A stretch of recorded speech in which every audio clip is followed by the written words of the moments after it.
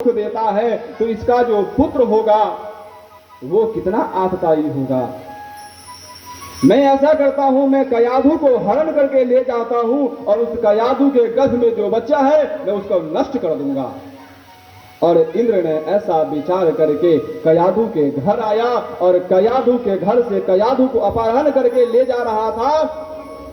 उसी समय नारद की दृष्टि इंद्र पर पड़ी। नारद ने कहा, अरे इंद्र ये क्या कर रहे हो? इंद्र ने कहा, नारद जी इसके गर्भ में हिरण्यकश्यपु का अंश है। हिरण्यकश्यपु इतना बलशाली है तो इसका पुत्र कितना बलशाली होगा। इससे अच्छा होगा जन्म लेने से पहले इस कयाधु को गर्भ को मैं नष्ट कर दूंगा। नारद ने कहा, अरे मूर्ख, इसका पिता भले ही दुष्ट है, इसका पिता ही भले राक्षस है, लेकिन इसके गर्भ में जो बालक पल रहा है वो परमात्मा का परम भक्त है।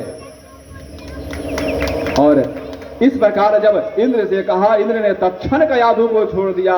मां कयाधु को लेकर के नारद जी अपने आश्रम में आए और आश्रम में कीर्तन होता है, भजन होता है, सत्संग होता है। नारद जी के साथ कीर्तन करने लगी, सत्संग करने लगी, भजन करने लगी।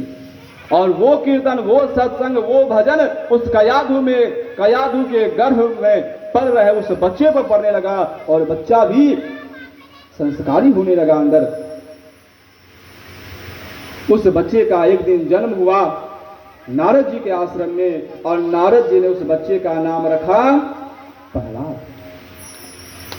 परम भक्त था।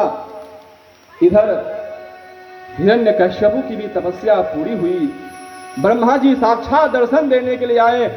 ब्रह्मा जी बोले, अरे पुत्र खड़े हो जाओ, मांगो वरदान, क्या चाहिए?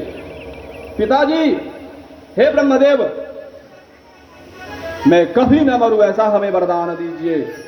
कहा, हिरण्यकश्यपु ऐसा नहीं हो सकता, मरना तो हमें भी पड़ता है, कोई और दूसरा वरदान मांग लो। हे ब्रह्मदेव, मैं दिन में न मरूं, रात में न मरूं, अस्त्र से न मरूं, शस्त्र से न मरूं, नर से न मरूं, नारायण से मरूं, न दिन में मरूं, न रात में मरूं, न अंदर मरूं, न बाहर मरूं। ब्रह्मा जी बोले, था उसको दिया मैंने वरदान तुम्हें। और वर पाकर के हिरण्यकश्यपु सभी को कष्ट देने लगा, सभी को मारने लगा, ऋषियों को तंग करने लगा, संतों को परेशान करने लगा। स्वर्ग पे जाकर के इंद्र पर चढ़ाई करके इंद्र को परास्त करके स्वर्ग का राजा बन गया।